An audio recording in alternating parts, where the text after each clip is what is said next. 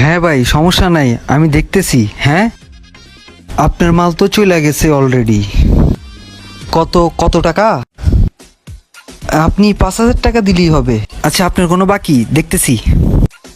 না না, পে আছে ভাই। এই নাজমুল। জি ভাই। আচ্ছা শোন, আজকের কালেকশন কেমন হয়েছে? আচ্ছা শোন, আজকে বকেয়া বিল নাই তো না?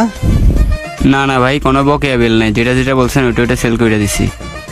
আচ্ছা ভালো হয়েছে। এটা কাজ কর, আমি একটু ঘুমাইতেছি, কেউ আসলে আমার ডাকিস না, ঠিক আছে? আচ্ছা ভাই, ঠিক আছে, আপনি ঘুমান।